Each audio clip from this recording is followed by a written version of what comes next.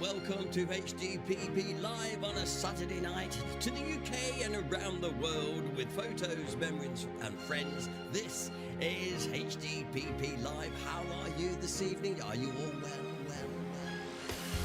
Hinckley District past and present for you, meeting friends old and new. Streaming Wednesdays and Saturdays too, with founder members Paul and Sue. The smiles that we bring are a heritage thing. HDPP, keeping history alive. HDPP, streaming HDPP live. Where local memories survive. HDPP, streaming HDPP live. Film clips, photos, memories and friends helps a dreary night go by. Wearing Hinckley's 6 of the best, stupendous quizzical high. The smiles that we bring are a heritage thing. HDPP, keeping history alive. HDPP, streaming HDPP live. HDPP, where local memories survive. HDPP, streaming HDPP live. Let's take you back in time. A community affair. We'll take you for a ride. Henson's Cab will take you there. We're making history. HDPP, chatroom applauses. History aside. Local causes. HDPP, streaming HDPP live. Betty is our queen bee. The sweetest honey candy. Dangerous Den here again. HDPP live. Hey, you know we keep it in HDPP.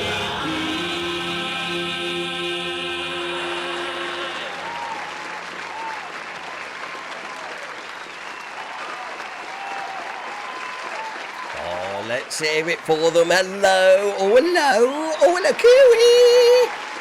Woo. Come on in. Welcome to HDPP Live. Wow. On a Sunday night. My word, I must really do the opening for that and make it Sunday night. Welcome along to HDPP Live and plenty of people joining us on this Sunday night because let's face it, there's nothing on the telly, so you might as well watch this rubbish here, you know. I mean, that's what I say. I've decided to put the cap on tonight because I can't get the filter to work to stop the light bouncing off my head. Yeah, that'll do for me. And welcome to the very first time ever in a HDPP broadcast to be presented to you officially by a pensioner. Tis true. And thank you to everybody that wished me happy birthday last Tuesday. Now, it seems ages ago now. Yeah, officially a pensioner, got me bus pass, and now officially a pensioner. So anyway, so thank you to everybody that did take the time to wish me all the best. It's very much appreciated. Sunday night with HDPP, and as you can see on the screen there, people that are joining us live, and I always like to give everybody a quick welcome actually. So if I just scroll up to the top, Ian Roberts was first in. Hi Ian, hope you're keeping okay. You're looking after your dad all right as well. I know you do. You're doing a great job there, mate. Also, Anne Hunt is it. Anne is a very, very big fan of HDPP. Poor girl. Maybe she ought to go out a bit more often, but she loves her Sunday nights with us. So, Anne, I'm glad you're here as well. Daniel Coburn with a lot of waving going on. And thanks for your nice words the other day, Daniel, about when listening on FOSS. That's always nice, of course. Jan Kirby's here. Sat with Jan and Mike yesterday in St Mary's Church. We had a civilised cup of coffee. putting the world to right. Really good. Jan, always nice to bump into you. And I know we have a bit of fun. You know, it's always good fun. Paul Glover. Paul, welcome. Glad you've joined us tonight. That's nice too. Enjoy the programme. We've got something quite nice all lined up tonight. Mary Blake is here. Hi, Mary. Glad you can make it. I hope we're going to see you a week of Wednesday for the big presentation night. Yeah. Otherwise, she goes to the theatre. It doesn't, you know. Pat Galloway, cooey. You can't beat a good old cooey going down Castle Street. And you can always tell HDPP members going down Castle Street because they do.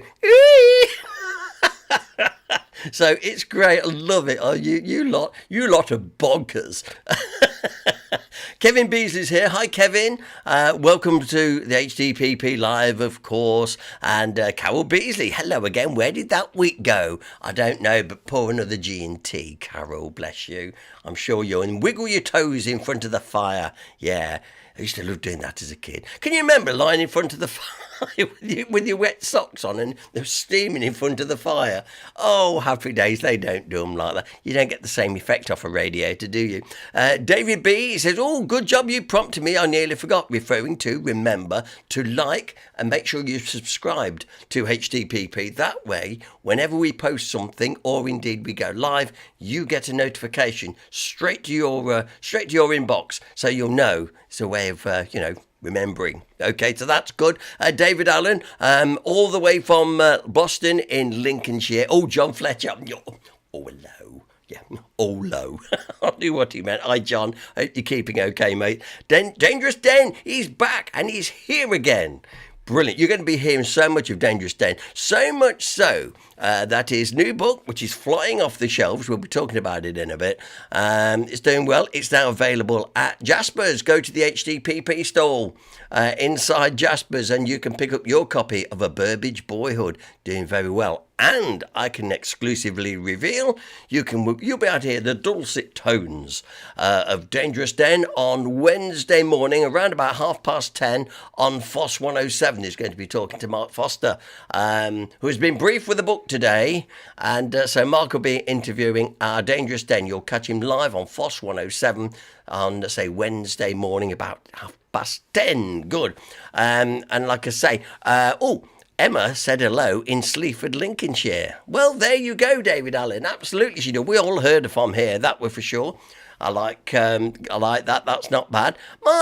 We're not worthy. Kit's joined us tonight. Just a minute. We all got to bow out. We're not worthy. Kit also shares the same birthday as me. Yeah. And, we both had a nice birthday together separately, you understand. But anyway, I'm glad, Kit, that you've joined us. I thought we'd fall out of favour on a Sunday night, but I'm glad you're back.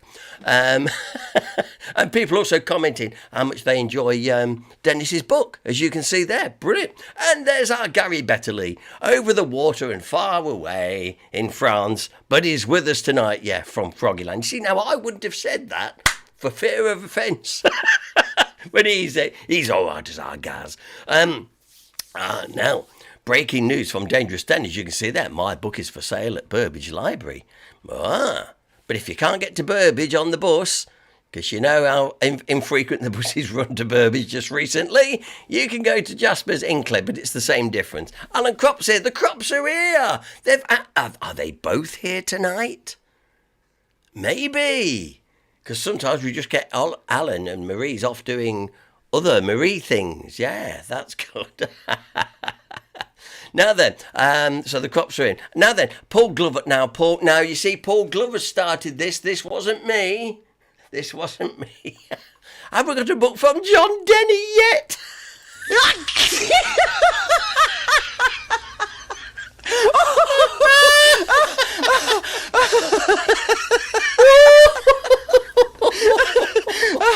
Oh dear, no. And also we haven't. And I thought I'd better lay off John because he'll get a complex about it. And now he just doesn't come on at all now. See, so I don't know. In the programme tonight, Queen Bee's just arrived. I'm glad she has. We're wondering about that. And Jeff and Anna, lovely to see you yesterday, by the way. Sorry, I had to dash out quick. And a shame I was on driving duty because I would have definitely had another pint, but have to be legal. Oh, Kath Denny is here. You see, Kath, it's not me that's stirring it. It's Paul Glover. Cheers, Paul. Yeah, there we go. In the programme tonight, we've got some great features, but of course, we've also got 6 of the best. Have you all got ready for 6 of the best? Apparently, John Denny's just logging in. He ought to be just writing his book. He hasn't got time to be sitting watching this. Anyway, one day it'll happen. Don't know when. Don't know how. 6 of the best is coming up your way in just a few moments' time. Meanwhile, our new edited advert.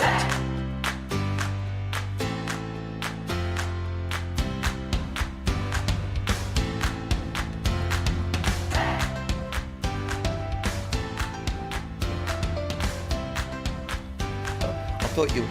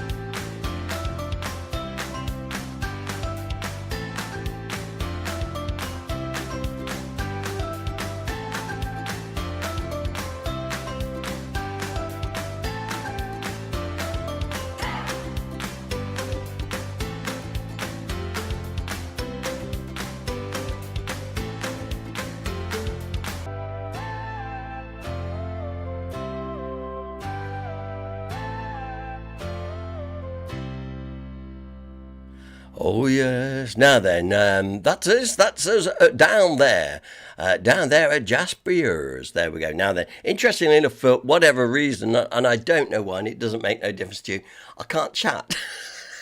I'm trying to type a message to Mr. Denny and co, and for whatever reason, when I try, look, I've got hi Derek, but I can't, and then I'm clicking, yeah, go, and it ain't. I don't know why I can't chat. It doesn't matter for now. I'll have another go while we get on with our feature. Are you all ready for 6 of the best this evening? I hope so. And are you all ready for, in just over, about 10 days' time, our HDPP presentation night? Oh, it's going to be so good. Look, just in case you've forgotten, our biggest night of the year, we're giving away a pot of £4,000 on the night. Thanks to you. Absolutely. Come along and see the various local good causes that are going to benefit from your generosity of supporting HDPP all the way through the year. Yeah? Fantastic. Great. Super. And another event that's coming up in April, our evening with Joseph Barsby and the G Seller team. Great little evening these are. If you've not been before, I know some people that have been 3 times and they're coming for another go. Brilliant. It doesn't matter. It's a great night. Tea, coffee, refreshments, great biscuits, and an interesting tour, as well as all questions and answers. Brilliant.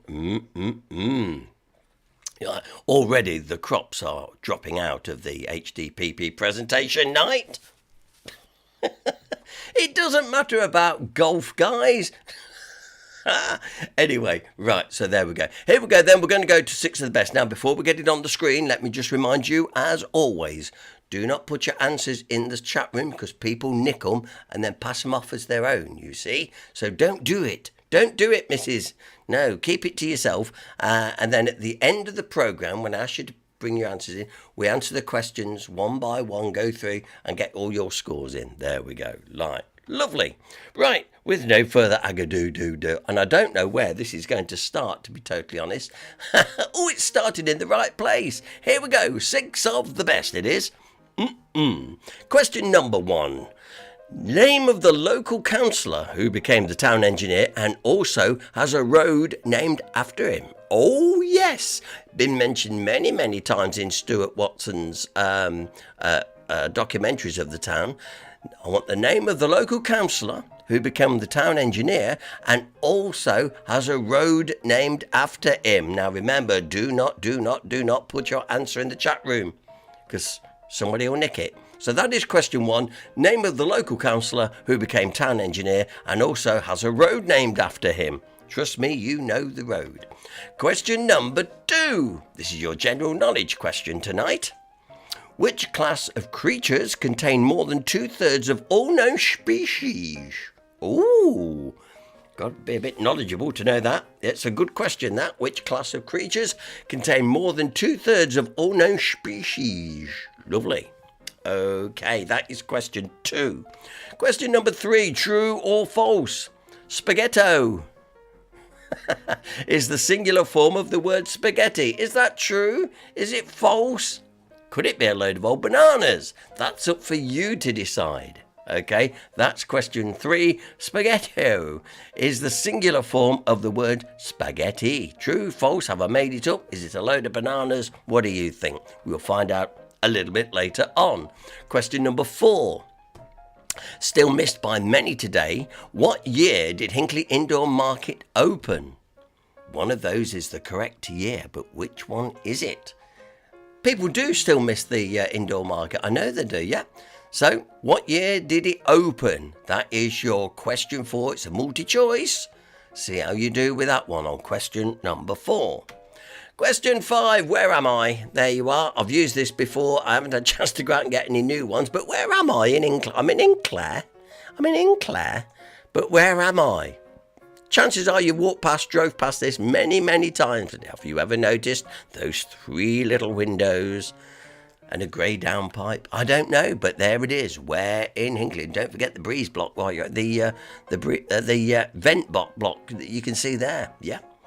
And on to the ever-famous anagram question. I'll leave it on there so you can write all the letters down. David Blower.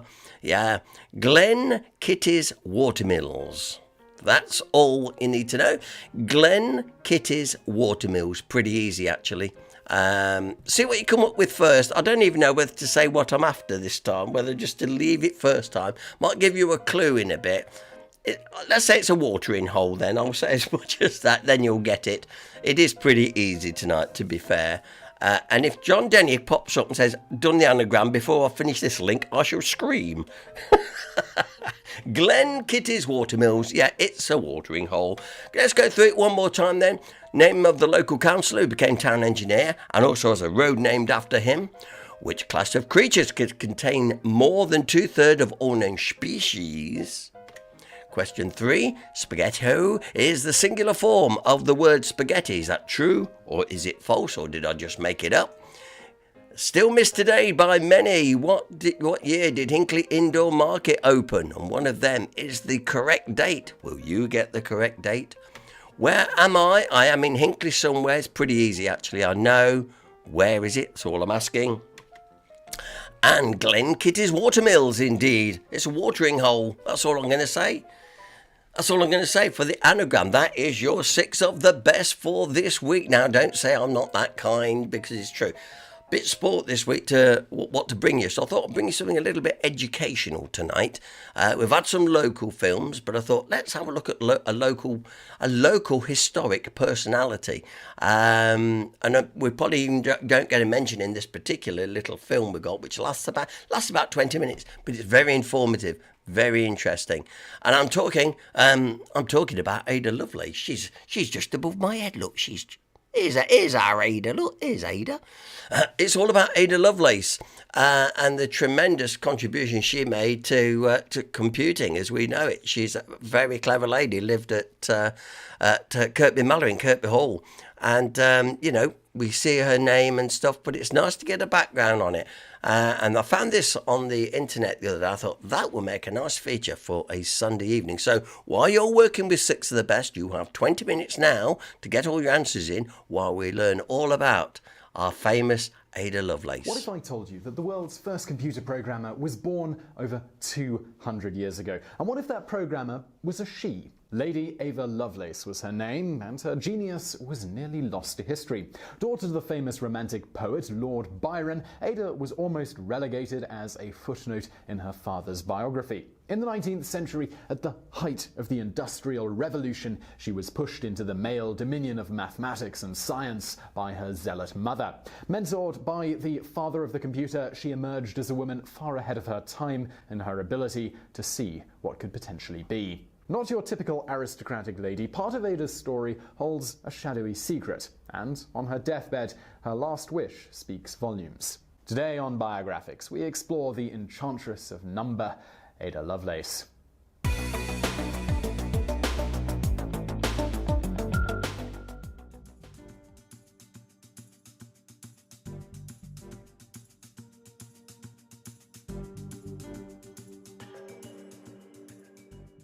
Ada Lovelace was born Augusta Ada Byron in London on December 10, 1815, to the philandering romantic poet Lord Byron and strictly religious Annabella Milbank. Ada was Lord Byron's only legitimate child. Lord and Lady Byron were members of high British society. Beyond social status, they shared virtually nothing in common. Annabella was analytical and conformist, while Lord Byron cared little for numbers and logic. True, he was a celebrated and adored poet, yet his behaviour raised more than a few eyebrows. He was known to drink from a human skull, own a pet bear, and engage in numerous love affairs with both men and women. One notorious scandal involved an affair with his own half-sister. A scorned lover once said of Lord Byron, "He was mad, bad, and dangerous to know." Not surprisingly, Annabella and Lord Byron's marriage did not last beyond a year. In a contemptuous split when Ada was only 5 weeks old, Lord Byron left the home. He wrote of this parting, "Is my face like my mother's, my fair child, Ada, sole daughter of my house and heart?" Deeply bitter and resentful, Lady Annabella covered his portrait with a large curtain and forbade Ada from ever looking at it. 4 months after Lord Byron left his infant daughter, he left England for good, never to return. When Ada was 8 years old, he died of an illness in Greece while fighting in the War of Independence. He was 36 years old. Although Ada never met her father, she remained fascinated with him and his poetry over the course of her life. Annabella was determined to steer her daughter away from developing her father's volatile poetic insanity, as she called it. She truly believed Lord Byron was mentally ill. Almost to the brink of fanaticism, Annabella saw to it that Ada received an education rigorous in mathematics and science. This was a rather unusual course of study for girls in British Victorian society, even if Annabella herself was gifted in math. Byron referred to her as the Princess of Parallelograms. Popular opinion of the time favoured one of Ada's later tutors and brilliant mathematician Augustus de Morgan, who believed women were incapable of excelling in the discipline. On the one hand, de Morgan acknowledged Ada's abilities, yet in a letter to her mother he wrote, "The very great tension of the mind which they require is beyond the strength of a woman's physical power of application."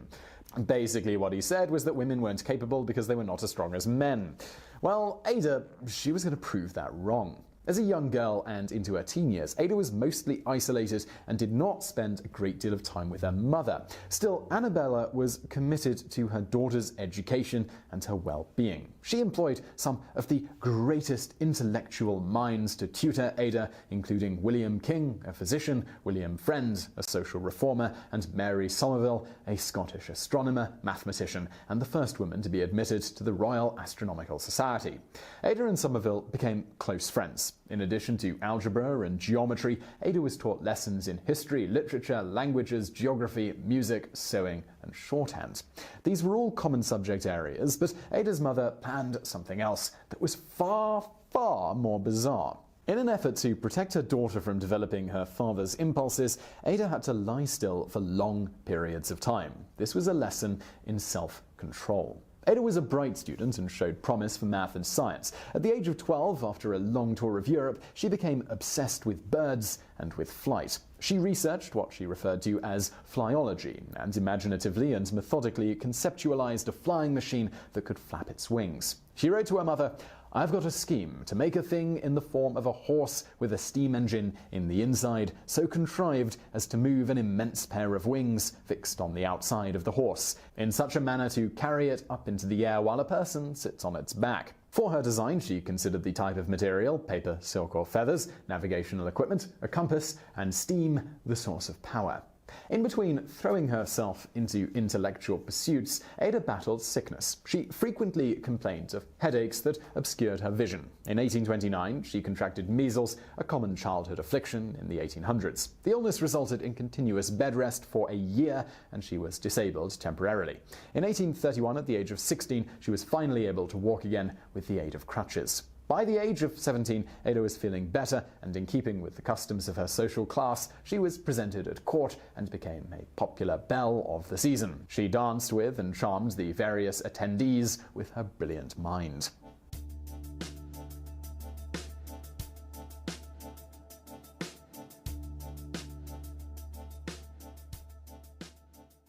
The Industrial Revolution was in full force by the time Ada was a teenager. It was a glorious time in history for the advancement of technology and the perfect time for the inquisitive Ada to be coming of age. Make no mistake, she had the makings of a phenom. She had inherent abilities combined with rigorous education. She also had access to intellects, investors, and influential people in power, all because of her position in society. All of this was the perfect storm, and meeting the famed inventor Charles Babbage was Ada's lightning bolt. In 1833, the 17-year-old Ada was among a select group to attend a coveted party hosted by Babbage, known by many today as the father of the computer.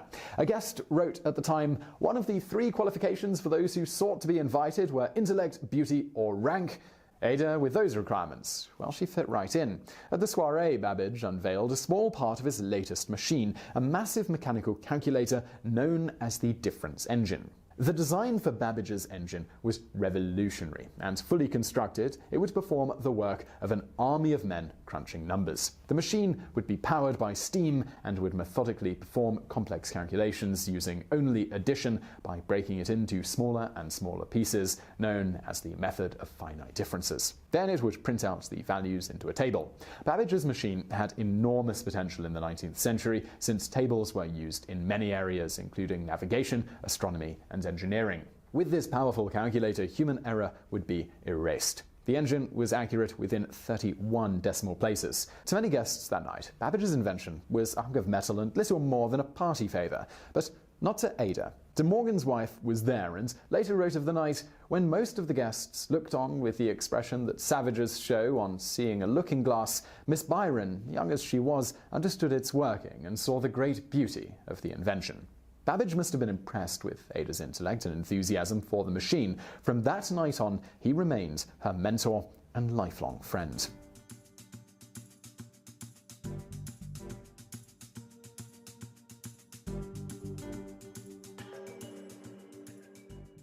Babbage's difference engine would not come to be after a disagreement with his engineer, Joseph Clement. In those days, by law, the engineer owned the drawings, and after their falling out, he could not get them back. Consequently, the British government also withdrew their funding for the project. This forced Babbage back to his original concept, but he came up with an even better idea in 1834, a far more complex machine that he called the analytical engine. The analytical engine is considered to be the world's very first programmable general-purpose computer. The basic structure of the engine is essentially the same as modern-day computers. Of course, Babbage's machine was massive in scale. His entry-level machines would have been 45 feet long by 15 feet high, but he talked about others that were 10 times that size. Nothing like it had ever been conceived or attempted before. In fact, in his lifetime, only a small trial engine was constructed. This analytical engine, it consisted of 4 components: the mill, which calculated units, the store, where the data was held for processing,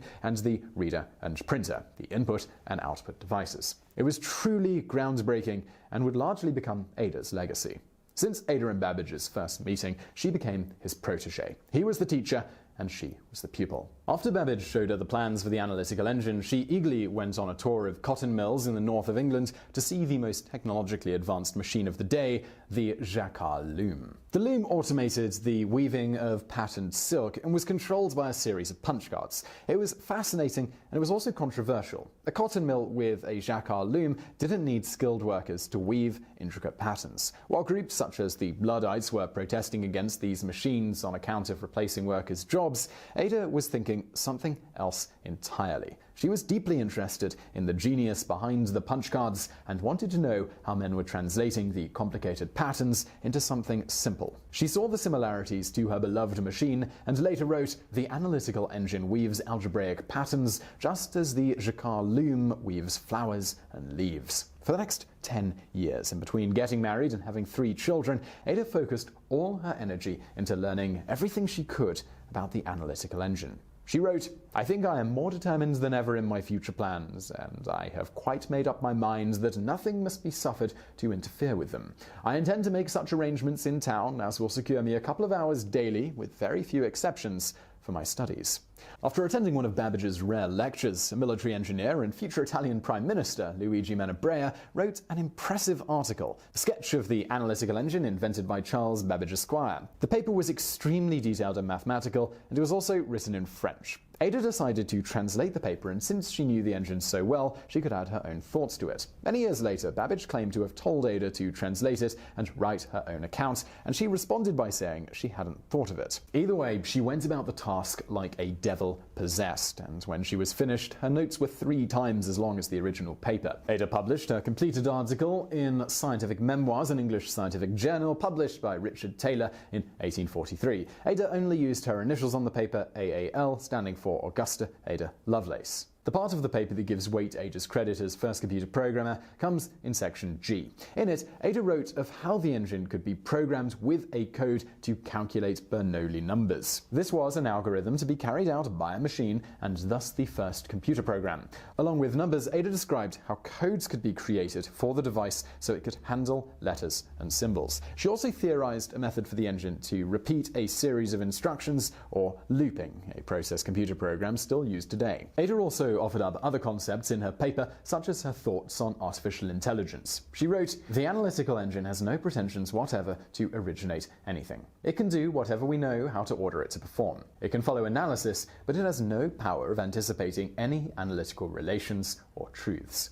Her notes were significant in that they captured Ada's vision for the analytical engine. And this is where she exceeds her mentor in her understanding of its full potential. Babbage's historian wrote, "Ada saw something that Babbage, in some sense, failed to see. In Babbage's world, his engines were bound by number. What Lovelace saw was that number could represent entities other than quantity. Looking back from the present high ground of modern computing, if we are looking and sifting history for that transition, then that transition was made explicitly by Ada in that 1843 paper."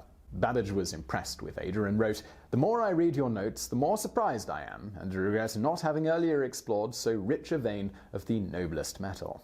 The next obvious step for the analytical engine would have been Babbage's and Ada's crowning moment, but it would not come to pass. Babbage was known to be a difficult man, and he argued with politicians over his machines. The relationship with Parliament was particularly soured after Babbage failed to deliver his government-funded difference engine. The loss of money in those days was the equivalent to 2 Royal Navy warships. Ada had a plan to promote the engine, but it was a sensitive subject, one she breached in a letter dated August 14, 1843. She asked Babbage if she could take over him for promoting the analytical engine while he step aside and focus only on building it. She ended with, "You will wonder over this last query, but I strongly advise you not to reject it." Babbage, though, he said no, refusing all of her conditions. Babbage would not give up control, and he likely saw her asking as an audacious move.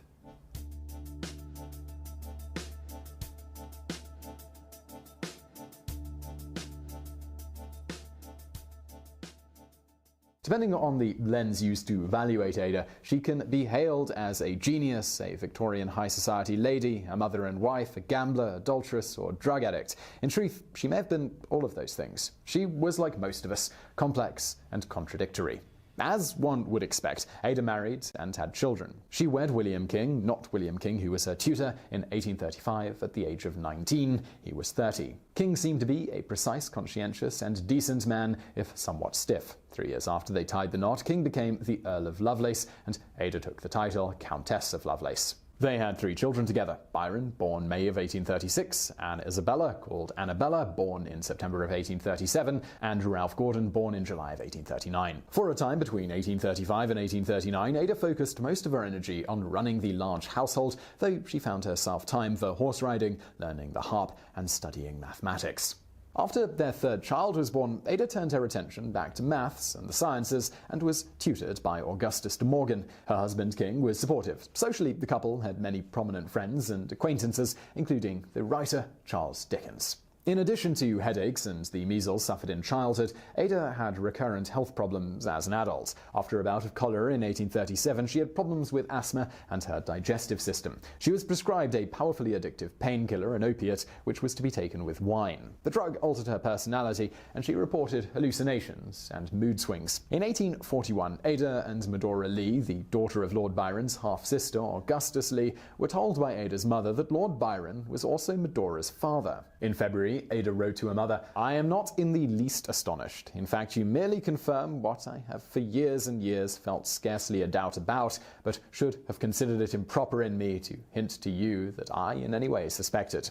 She did not blame the incestuous relationship on her father, but instead blamed Augusta Lee. "I fear she is more inherently wicked than he ever was." In the 1840s, Ada herself flirted with scandals, first with relaxed relationships with men who were not her husband, which led to rumors she was having affairs, and then an old family vice surfaced. Ada's life took a shadowy turn in 1851 when she began gambling on horses. Perhaps she was trying in vain to raise funds for her beloved analytical engine, but no one really knows. Ada, she did not act alone. She was part of a gambling ring, and in the spring season, her bets went horribly wrong. It has been said Ada may have devised a mathematical scheme to predict the winning horses. If so, though, it didn't work. In a failed bet at the Epsom Derby, Ada ended up owing the equivalent of roughly £500,000. To get out of her debt, she pawned off some of the family jewels. In 1852, Ada became gravely ill and she took to her bed. She died painfully and slowly of uterine cancer on November 27, 1852,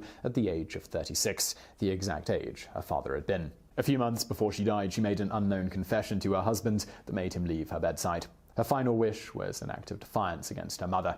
Ada wanted to be buried next to the man who loomed large in her life, but she never knew her father. Ada's body was taken miles away from her home to the Byron family vault inside the Church of St. Mary Magdalene in the small English town of Hucknall.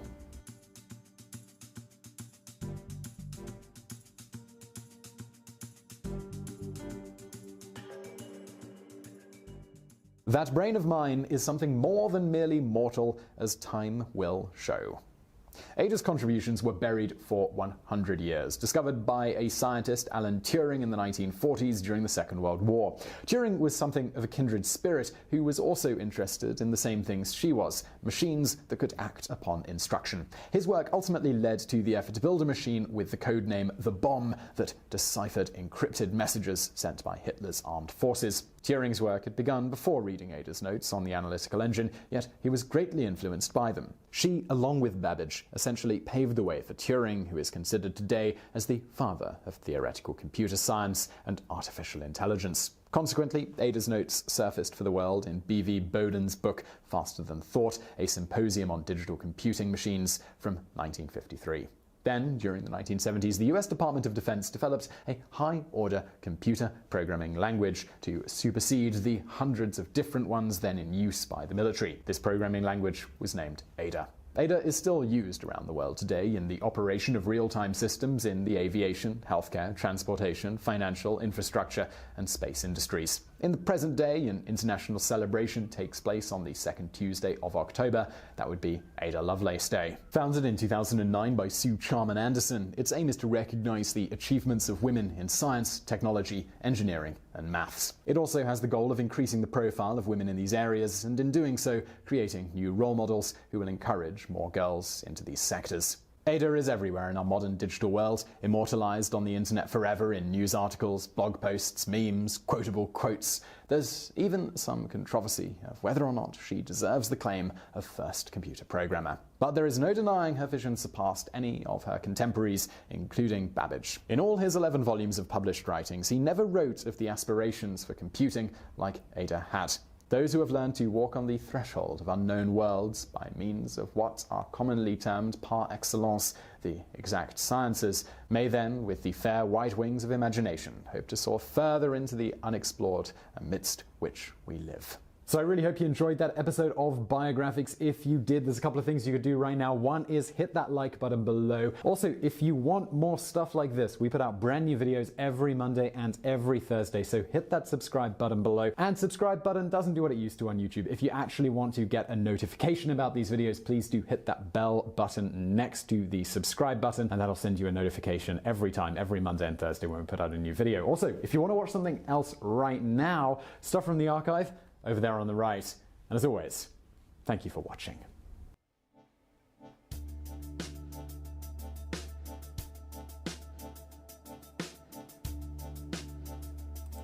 And there he was gone. Now, have we learnt a little bit more about our Ada? Well, I certainly have.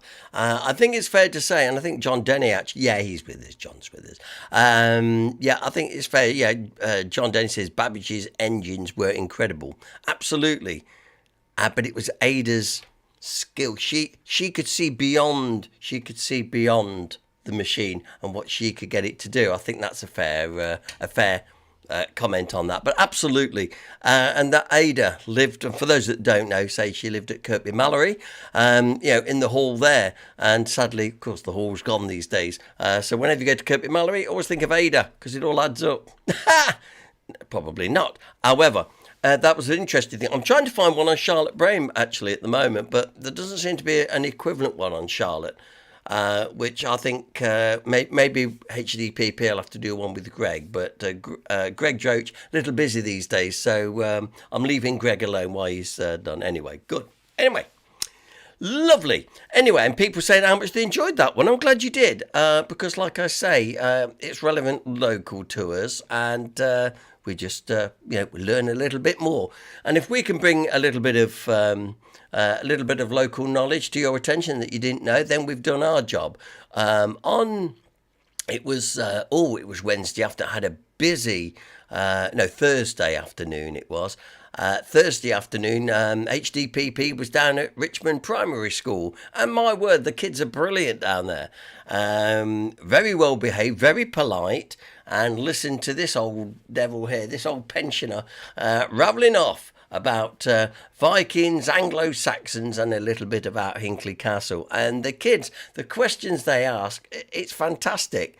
And if we can get them interested in local things now, the better it is for the heritage, in the future, for the little that we have now compared to what we had, and stuff can survive. That is brilliant, that bit. Good. Kath then said, really enjoyed that. Thank you. I'm glad you did. Because another thing I have to consider when I'm picking a film or a feature to show you, I think, well, is it interesting enough? Will they appreciate it or will they nod off? and there's only a limited amount of films the regular films, that we show frequently, before I start repeating them. But I was pleased to find that. So I'll see if there's any more about. Now then, how are we doing with 6 of the best? Some people have got the anagram, some haven't. And can I just remind you about liking and subscribing? And as that gentleman rightly said, remember, even though you subscribed, hit the bell. Yeah, we haven't got any bells here. The church bells won't play tonight. The verger's got the clappers. It's a bit like that, really. But remember to hit the bell to get the notification. That's what we're basically saying. Right, so 6 of the best. Let's go through it again. Now, once again, we've still got a nosy to come tonight. So we're going to do that. But let's just recap the questions. Name of the local councillor who became the town engineer. We've mentioned him many, many times in a lot of Stuart Watson's documentaries. He became the town engineer and also has a road named after him. Absolutely. A lot of people spell it wrong too, as it's been pointed out many times. Question number 2. Which class of creatures contain more than 2/3 of all known species? Daniel Coburn asking, where is Sue with the bell? Took it off. Oh, you got they're behind you. They're on the rack, Sue. Right. You'll leave it in a minute. True or false? Spaghettio is the singular form of the word spaghetti. Is that true? Is it false? Is a load of old bananas or whatever? You will find very, very shortly. Okay then, and especially for for so you can't see what I can see, especially for Daniel Coburn, for you. There. She's happy now. She's got a big smile on her face. Guess the year. Still missed by many today. What year did Hinckley Indoor Market open? One of those is the correct year, of course. Okay. Question number 5. Where am I? John Denny knows where it is. I know where it is. Do you know where it is? You should do. Chances are you've drove past this or walked past it. Trust me, still there today. Good. Yeah, Daniel Coburn saying, yeah, I've been missing that bell. Yes. Oh, there you go. Just pay. I'll start paying now. She's hurt her hand now. Question number 6. Glen Kitty's Watermills. We're looking for a watering hole in Hinckley. Well, in Hinckley, yeah. A watering hole in the vicinity of... take from that, it might be a bit of a clue. A lot of people have got it now. Well done. Mrs. G was struggling for a while, but then she suddenly clicked. So there we go. We'll go through them one more time, and you will have the answers very, very shortly. But before that, of course, on a Sunday night, what time is it now? 8:15. Now, Meet the Midwife is normally on about now. It must be about the last one as well. We tend to watch that later. But however, that's normally on. There's nothing else been on. And let's face it, the TV just like it's been absolutely appalling. Absolutely nothing on nothing. So anyway, as I say, don't forget our social night, a week on Wednesday, when we're giving away our latest pot of money. So please come along and see these people as that, because we'll be asking them to come on stage, tell us a little bit about themselves. We're helping a lot of people this time, so looking forward to that. We've got scanning next Saturday at St Mary's. Looking forward to that, because we never know what might just turn up. Some of the stuff we've been promised never comes again, because you usually get, bless you normally get a little lady or gentleman. I've got a picture of blah, blah, blah and blah, blah, blah. I thought, well, that sounds interesting. I said, oh, please bring it in. We'd love to scan it. Yes, I'll bring it in for you. And then you don't see them again. And, of course, they forget. And it's such a shame. You think, well, so we know there is some gem pictures out there. We know John Denny's got nearly all of them. Anyway. But seriously, you never know what's going to turn up. So it's always exciting. It's scanning day. Looking forward to that next Saturday. So spread the word, because we want to see more old pictures. How about a Nosy? Well, Nosy, it's going to be a repeat one today, because Steve hasn't had a chance to post the new one yet, so there's nothing I can do about that. So what I do is go back into the archive and see exactly what I can find, and think, oh, there, that was a good one. They'll like that one. So even now, just before we play it, Jan Kirby said, I've got no idea. Jan, the chances are you have been to this watering hole. It's an old watering hole. And I'll tell you now, it's not a club. It's not one of these bar places. It's a pub. Yeah, good. And I'm sure a lot will do that. So settle back, enjoy the Nosy, which we've got. Say repeat Nosy, but we like our Steve now, don't we? And then we'll be back with the answers to 6 of the best and anything else we can squeeze in before the end of the programme. Okay, Steve, it's over to you. Told you, didn't I? Oh, I don't want to go and look at that, Steve. It's getting dark. Yeah. Oh, bloody spiders. You know. I can read his mind. Can't, can you? You really don't want to read it right now? No, I don't know. I don't know, but it's perfectly square. Isn't it? Him being all Italian, Mamma mia, me don't want you going in there. But that's right, the roof.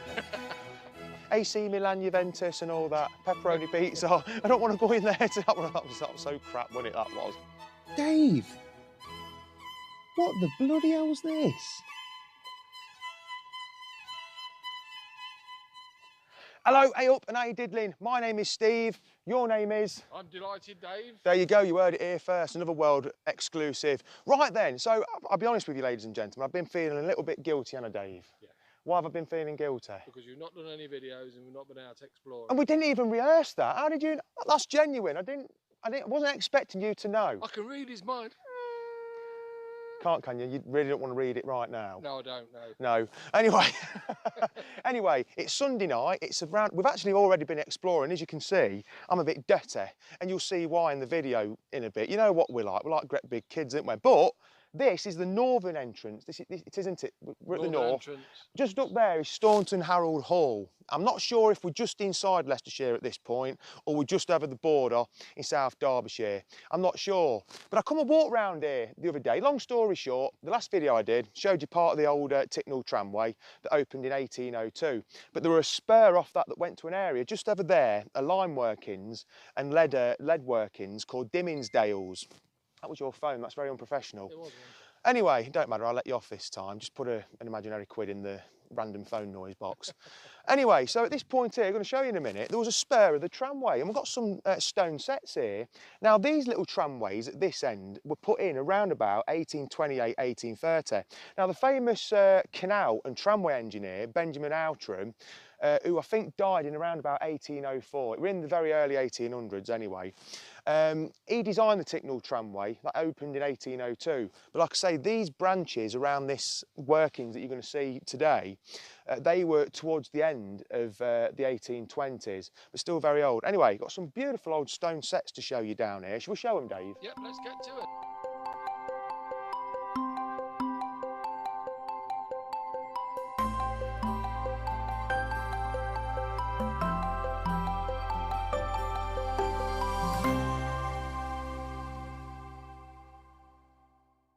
Right then, so of course, as you've just seen, Staunton Harold Hall's up there. This is the northern entry of it, but it's just here where it gets interesting, because this footpath here, this is part of an old tramway. Now, we're not sure if it was just going to that driveway, or as Dave mentioned earlier, went up there towards the hall on this bit of a path at the side of the road. But what's fascinating down here, we've still got the old stone sets in situ. Now, I was down here last weekend and I was actually cleaning out the actual plug holes on the actual stone sets themselves, and when I came across it, like I said, I didn't realise the tramway came down here at this point. But yeah, look at these, still in situ. Amazing. And as you'll see, I've cleaned a couple of them out last weekend. Show them these, Dave, aren't they lovely? So great to still have these here. Let's look at that. So, although Benjamin Outram, of course, didn't design this particular tramway, they're still using his methods of these stone sets. Of course, you know, modern day railways and what became the railways, because it's funny, isn't it? You know, the tramways were built to supply the canals, and then they ended up succeeding the canals, which, you know, the canal owners and what have you weren't happy about, because it were going to put them out of business, wasn't it? You know what I mean? But so, yeah, it would have been on the other side. Now, whether there's any buried in the undergrowth, I don't know. I'm not going in there tonight, but these are lovely, aren't they, look? Look at that. So, just around about here, you'll see in a minute, there's an old junction here, look at the Dave. Right, so as I've just mentioned to you, you might be interested to know, that's where the stone sets are, up there on that path. And where Dave's standing with the camera right now, it branches off to the right here and then goes off up towards the main Ticknall tramway. Now, just down here, we've got a bit of a stream. And you know what I'm going to say, but we're not, I'm not going to go down there this evening because it's or shall I? I'll give you a quick look. I ain't got no wellies on, right.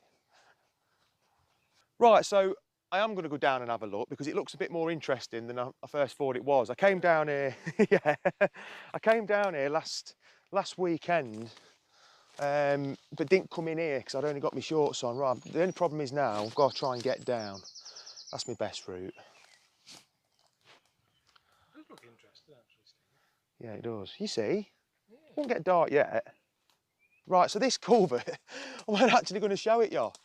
This is really old. Well, it's probably late 1820s. I'm going to show you inside it in a minute. I might be able to get in it a little way. It's Spider Bloody City as pews. It's got a stone floor, Dave. Look at them. That's amazing. Yeah, this was worth looking at. Hey up. Do you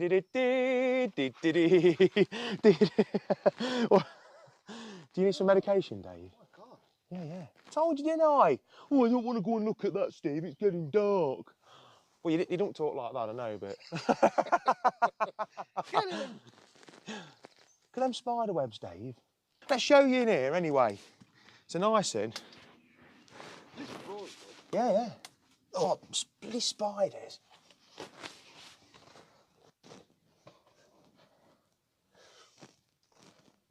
Right, so we'll go in here so far, ain't going all the way. Oh, bloody hell, here we go again.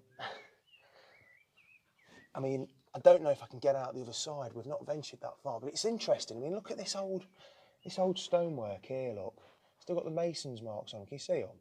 And then it goes to brickwork just there, but...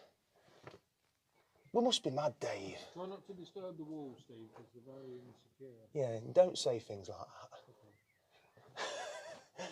Yeah, so it's a nice one, this is. These spiders, bloody hell. Got something crawling on my neck or something, but yeah. Look at that, that's nice, isn't it? But there's something on that wall up there, but I don't want to go all the way up, Dave, and then have to reverse all the way, because we don't know, do we? You must be able to get out the other end. You must be able to. The wall's Yeah, not I'll tell you what, we'll have a look the other end. Okay. That's lovely, that is. Look at that. Right, so here we are again. Now, I was going to get in here and crawl up it, but it's not. I mean, the water's shallow. The water ain't a problem. It'll just be my knees that are wet. But the problem is, this end, it's a bit more dilapidated, shall we say. Can you see what I'm saying? It's not. I don't want to be crawling up there, grab onto the side, because some of this brickwork's quite brittle, and then a section of it fall in, because it could do. I mean, you just don't know, do you? You've got to be about right and watch what you're doing. But yeah, interestingly constructed culvert, that's for sure. Anyway, let's press on. I ordered this new bed, you know, and it turned up yesterday morning. And they've sent a trampoline, haven't they, instead of a bed. Vanessa hit the roof. She did.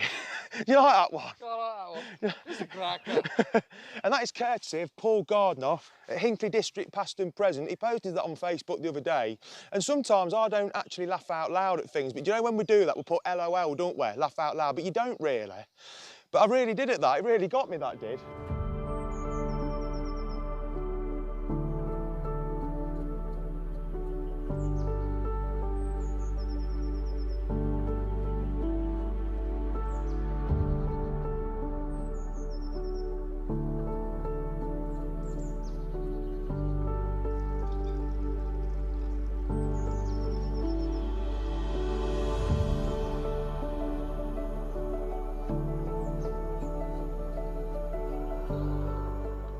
Right then, so this Dimmingsdales, you know, it's such a great example of what nature does when mankind up and leave. Now this quarry, of course, they pretty much stopped workings here in roughly 1870, so, you know, really long time ago. But just down here, I'm going to show you these old lime kilns here. Spectacular, isn't they, Dave? Amazing.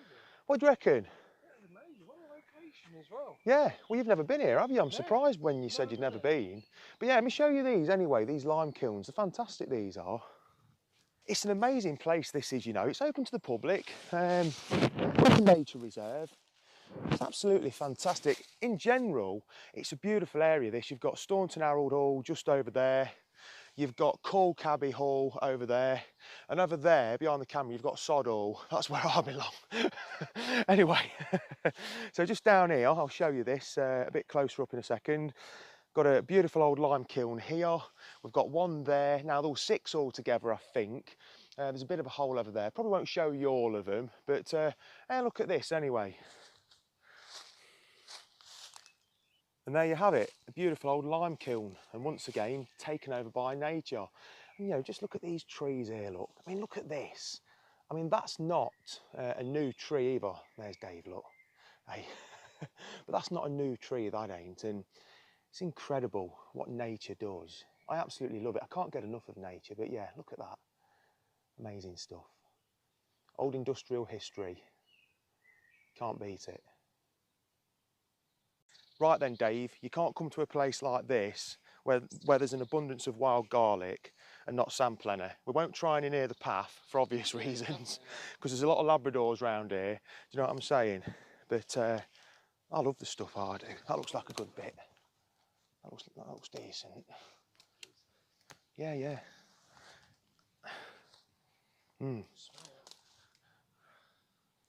Should probably wash it really, shouldn't you? But no dog piss, right? That's Like that. beautiful. It's amazing, isn't it? Honestly, you know, if you like garlic, bit strong that bit. Oh, Jesus Christ! What they're putting in it round here? Hey, jalapeno bloody garlic or what? That is strong. This But is here. If you do like this, come to these places, stay clear of the past, bag it up, put it in your salad, put it in your pasta. Amazing. Oh, I've had it in my pasta for work, you know. Pasta. No one will come near me at work, colleagues and that. You know, it's great to keep them away, management and what have you. Do you know what I mean? But yeah, do you know what? You got all this on your doorstep. That is strong, Steve. Dave, it's incredible here, isn't it? Yeah. This is one of the nicest places I've been in a long time, and I've never been here. This No. area you're in now is just amazing. Beautiful. So we're going to see what else we can see up there. Yeah, that's. I've got something interesting to show you. Just up here, Dave. Just up here. Let's go. Is that there were old, you know, buildings and what have you scattered about this place, and of course we've just come to this area where they've been felling a few saplings and what have you, and cutting branches back, and just found a really old brick from a building. Now, just here, I'm not going to show you too closely because it's very hard to see there.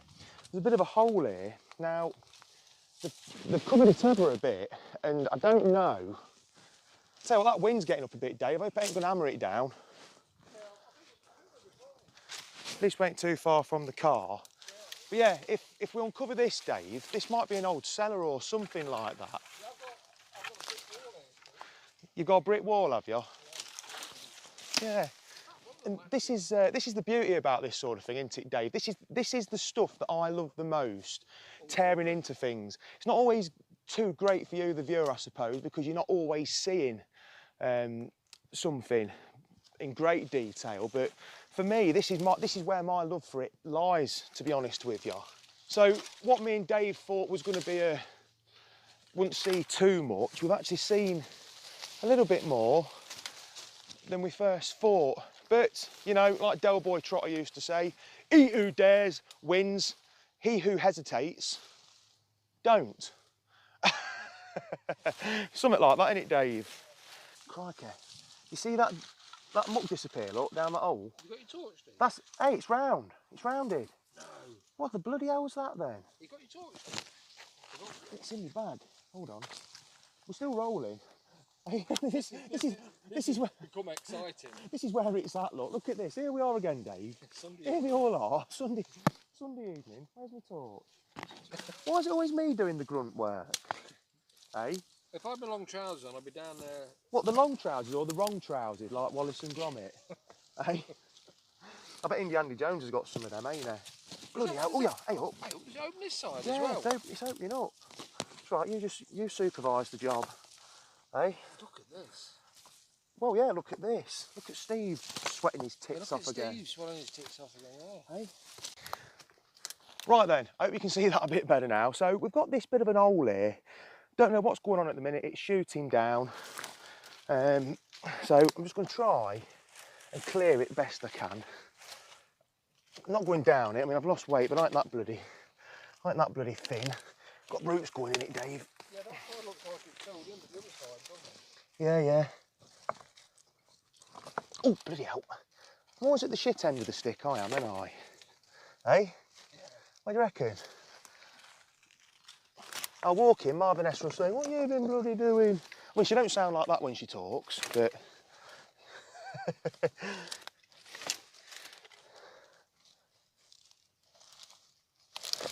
Right, once this is out of the way, that'll be easier. All we need now, Steve follows here. We could hang him upside down. Yeah, drop him down. The walkabout Wazzock, aka the pissed up priest. I've got decent jeans on here, you know. Well, I didn't know we were going to be... Look at this, look. Strange grub here, look. Trying to bite me. You mean, no, the bloody new these are, you cheeky swine. Hey? Oh, that's a bit at an angle. Oh shit. Ugh. Right. You know what this is, don't you? What's that? It's Bilbo Baggins' house. We're at Bag End. We're at Bag End. Have a look down there like that. It's definitely Yeah. Oh yeah. Yeah. Just stick your Bilbo head. Baggins' house. I've cut my bloody thumb. That is, I think that's a chimney out of a kiln, and I think Because if you look in there, Steve, it's round. There's a window frame about where your foot is. Wow. Are we... Laying down, but it's round and it's all burning on the walls. Right. Sunday night, and here we go again. I've got to put my builder's arse away. Right, so you want me to stick my nose in here then, do you, Dave? Yeah, upside down. Things you bloody do. And have a look, have a nosy round. It's very interesting. Going underground. Oh, wow. Is it? Bloody hell. See the burning? Dave. What the bloody hell's this? Oh, we've got to clear this out. No. Oh my, what the hell's that? Del boy, I've seen some, I can see lights. I don't know what it is. It's not a brick.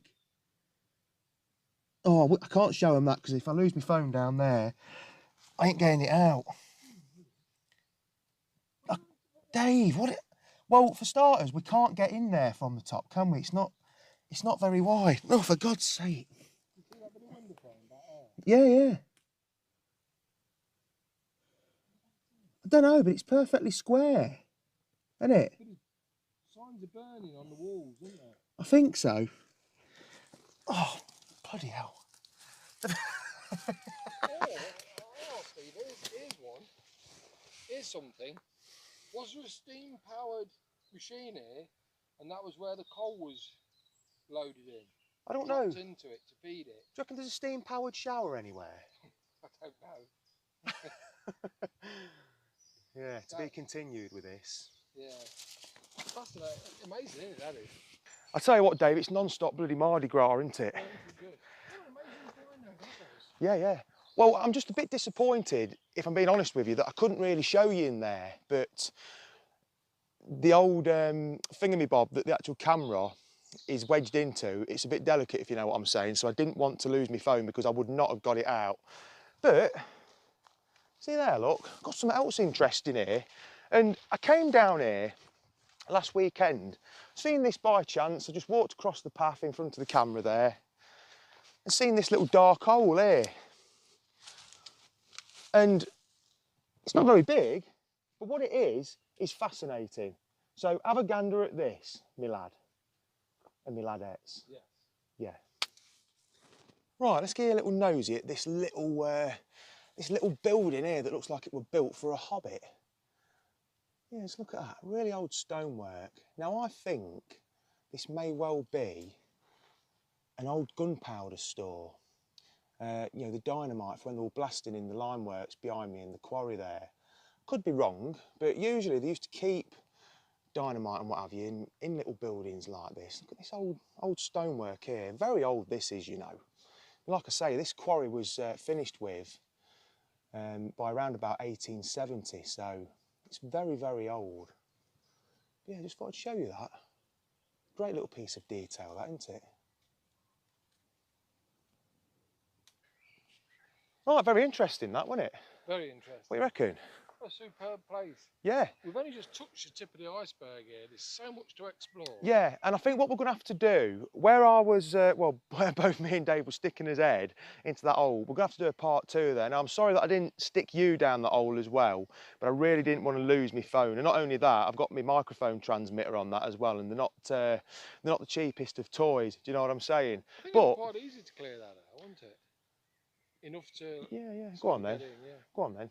Oh, Go on then. we need to put clothes on and that, a couple of spades. Yeah, I think it's worth investigating further because it weren't the only one there. But I hope you've enjoyed this video anyway.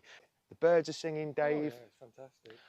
Really puts your mind at rest when you come to a place like this, don't you reckon? If you was in a bad mood, you would have forgotten you was in a bad mood. Yeah, yeah. Been in a place like that. Amazing. But anyway, I hope you did enjoy this video. We've seen a bit. That culvert we're interested. We said we weren't even going to go in there, didn't we? Yes. Oh, I don't want to, him being all Italian. Mamma mia, me don't want you going in there. AC Milan, Juventus and all that. Pepperoni pizza. But anyway, anything else to add, Dave? No, I've had a good night. I've missed me buddy. So Yeah. it's been nice to be All out right, with me, all buddy. right. You're going all Italian on me. I was okay. Mamma mia. I'm only joking, Dave. We love you really. Yeah, we love yeah. you really. Anyway, that's enough bloody prattling about. Do you know, I couldn't half murder of an Essa cup of tea. An Essie tea. Let's go then. Yeah, yeah. Anyway, thanks for watching as per usual. He really did just run off as well. Stop! Stop! Exploring friend. I think we've gone mad. It must be that wild garlic, Dave. Yeah, it's that wild garlic. Yeah. Anyway. Daft it, mate. Anyway, thanks for watching. Please like, subscribe and share. And do you know what? We'll do a part 2. We'll come and get in there and see what, because it was fascinating. Anyway, see you very soon. While we're going that way, the phone's here. Right, come on. That's enough of that. Wait right in the head. Jones will help us clear that out. Yeah, yeah. We're still recording. Come on. I am going now. This is really... No, you hang up. All right, I'll hang up. No, you hang up. You hang up. Yeah. We're really not right, are we? No. Are we going? What would... Hello? Yeah. Don't... Oh. You Hello? you moved it. Oh, sorry. Right, but we are going now. All right, TTFN, try me ducks. Bye-bye. And finally, they go. My word. Probably one of the longest outros ever there. 2.5 minutes of saying, well, we're going now. It would be nice to see a follow-up, Carol. I agree on that, actually. And I don't know whether they ever did do a follow-up, because that's an old nosy. So, and I don't think Steve's with us this evening. So we'll have to remind him next time he comes on. He'll go down there and get us part 2. And maybe, like Jan said, he needs a camera probe. Ooh, Mrs. Yeah. Anyway, you get the idea, don't you? Anyway, great nosies. People are enjoying that one, so well done. And like I say, Steve always keeps us entertaining and stuff. And just so people know, because I'm not having people say, "Oh, I can't make it." Steve is coming to our September social night. Okay, so you've got plenty of advance notice that come September. Steve and probably Delighted Dave will come with him with the pictures and have a chat, because the last one we did with Steve last September was great. So I've asked Steve to come along again for the same time. So there we go. Lovely. Shall we do 6 of the best and answers now? Let me just tell you what we'll do. We'll quickly go through them, and like I say, I will ask you. So get ready to put your answers in the chat room. But please, and I really mean this, don't put your answers to, let's say, question number 4 when we've only just on question number 1. Let's go through them one at a time, and I'll ask you to put your answers in. Then I'll ask you to send your scores. It works by that. Yeah. Okay. Now then, John Denny says he needs a boroscope. One of those cameras is one of those cameras. We're getting very technical now. Come on, 6 of the best. Here we go then. So we're going to start. The best place to start is, of course, question 1. Name the local councillor who became the town engineer. Also had a road named after him. Yes, he's been mentioned in many of Stuart Watson's documentaries and stuff. And you will know the name of this particular road. Now then, I'm just waiting for your answers now in the chat room, please. Yeah. Now then, just a minute. I just had a little... Right. Now then. John Dennis put Thomas Radcliffe. That's a no, but Carol Beasley. Mr. Featherstone, yes. Mr. Station Road. Daniel, go away. Carol, you are correct. We're looking for Mr. Jack Featherstone. And in fact, Carol... If Bryn Simmons was here now, you'd be in trouble because it's Featherstone, not Featherstone. I've got to put that right before the letters start arriving. So, yes, we're looking for Jack Featherstone. And David Allen said Featherstone job. But as I say, it's Featherstone, not Stone. Okay, just so you know in the future. But I'll accept Featherstone, even though it's Featherstone. Do you understand what I mean? Okay, so that's question number 1. If you got Featherstone, well done, give yourself a point. Question number 2. Yeah, Carol's correcting herself now, bless her. Right, which class of creatures contain more than 2/3 of all known species? That's an interesting general knowledge question, and it's only a short answer too. Dave B. Insects, correct. Well done, Dave B. Absolutely. Yes, more than 2/3 of all known species are insects. Yeah. John Denny, arthropods. No, you see. Ants. No, you see. Dave B. got it straight in there. So, well done. Well done there, Dave B. Give yourself a point. We were looking for insects. Absolutely. We're moving on now to question number 3. True or false? Spaghetto is the singular form of the word spaghetti. Now, is that true? Is it false? Did I make that up? Who's been on Google? I'm sure somebody has. Is it true or is it false? Let's see how the answers come through for that one. Jane Brown. Hello, Jane. Didn't know you was here tonight. True, says Jane. You are correct. Everybody else saying false, false, false. It's wrong. Wrong. So I just like pressing that button. So it's true. John Denny says it's true, so it must be true. There you go. Yeah, the correct answer. It's true. It's true, I tell you. Well done. Moving on now to question number 4. Guess the year. Now, still missed by many today. What year did Hinckley Indoor Market open?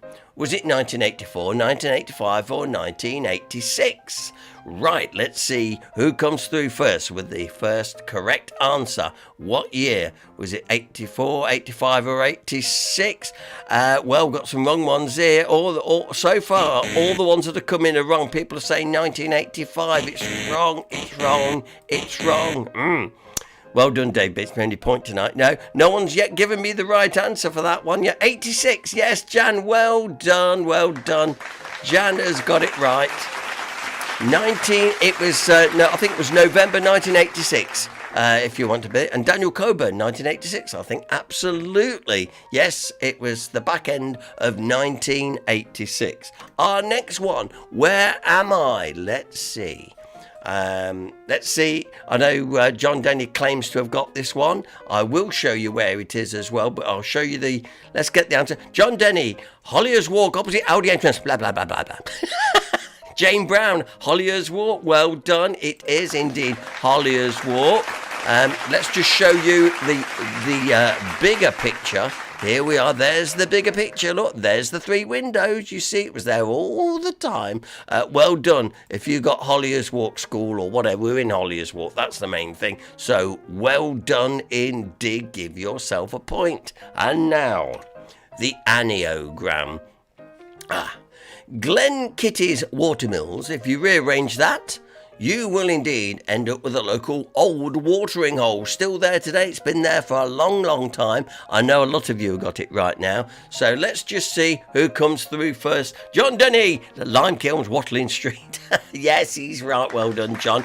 We were looking for the Lime Kilns, Watling Street.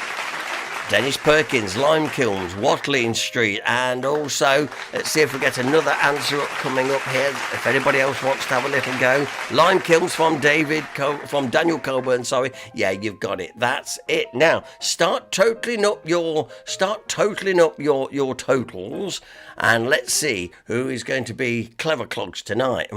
Jan Kirby. Oh, bother. Only one for me tonight. Never mind, Jan, you got one. That's fine, that's fine. It's having a go that is the fun. John Denny, 3. Well done, John. Well done. Marie 1, Alan 1, but different ones. Okay. David Allen has only got 1 tonight. Dennis Perkins, a disappointing 2. Daniel Coburn, 3 tonight. Well done. Better than I thought. Well done. A Big Fat 0 says, never mind, Anu is here. Now then, Jane Brown, 3 for us. Great programme again. Thank you so much. Thank you, Jane. Let's see if anybody else is going to beat the 3. Anybody got 4? Big Fat 0 says Russet Bless. 5 out of 6 says Paul Glover. Ooh. Well done, Paul. You're tying with Queen Bee, who's got 5 tonight. Well done. That's good. Good. And oh look, Clive Armstrong, he's gone. He's just gone out and shut the door. There we go. Only 1 tonight, says Kevin Beasley. Bye, Clive. There we go. Well, brilliant. So Paul and Betty tying at 5. Well done. I hope you enjoyed that. Actually, it's always good fun on a Sunday night. And it's trying to. If you've got any questions you think I could use. Particularly local questions in 6 of the best or whatever, let me know. Let me know, because it helps me, because I've got quite a few questions, but of course I can only recycle so many before you remember them, you see. So there we go. So if you've got any questions you think would be ideal for 6 of the best, let me know. You can send me a message. That'd be absolutely great. Now, once again, we'll be here next Sunday night at the same time. We'll always have something lined off. I see Dangerous Den is off for a Guinness Original in a minute. Yes, I'm still on the council wine at the minute, but I did have a couple of lovely pints of Doom Bar at dinner time. Oh, perfect. So we'll be back next Sunday night, and we'll have some more local features and more Six of the Best and another nosy, as you know by now. It's been great that you spend your Sunday night here with me. Really enjoy it, and Sue sits here keeping everybody in order and make sure everything's working okay behind the scenes. So until next Sunday night, here on HDPP, remember to like and click that bell. Click the bell on YouTube, then you'll get your notifications from us as well. And thanks to everybody. Thank you, Anne. Thank you, Jan, Kath, and everybody else. And we'll see you next Sunday night, 7:30. Keep it HDPP. Keep it live. Good night.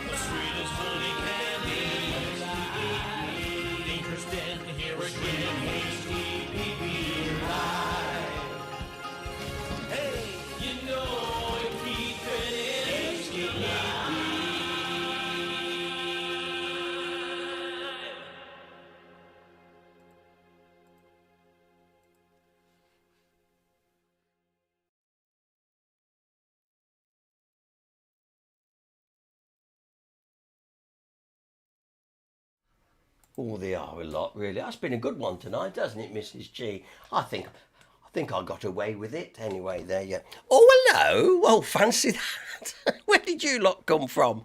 Oh, my word. This is part of the programme we don't talk about. Ooh-wee, coo-wee. We don't talk about this bit. No. Oh, hello. No, we don't talk about this bit, actually. This is the part of the programme totally separate. But for those of you that know, it's the Little Dad Joke Club. The DJC part of the programme, and as usual, I've just got one or two little dad jokes to send you to bed with a chortle, and to start your week off right with a dad joke. And you can't beat half of them. And let's face it, some of them need beating. Trust me, they do. Let me see what I can find for you to have a little laugh with us this evening. What did the ocean say to the beach? Nothing. It just waved. That's to get us rolling tonight. That's to get us rolling, isn't it? Jolly good. What did the two pieces of bread say on their wedding day? It was loaf at first sight.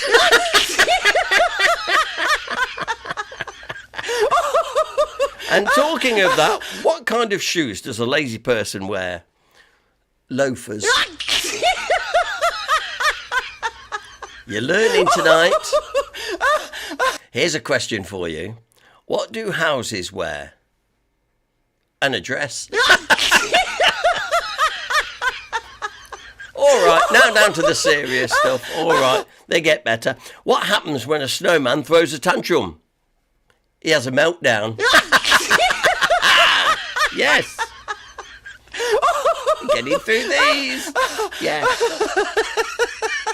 How does the moon cut his hair? He clips it. He clips it. Okay then. What did the banana say to the boy? Nothing. Bananas can't talk. You see, you thought that was going to be a clever one, yeah.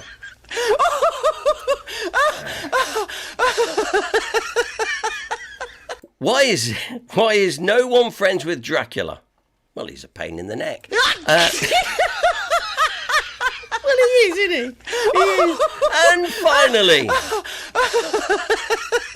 And finally, where do you learn all about ice cream? Sunday school. Yeah, that's a good one. And on that, good night.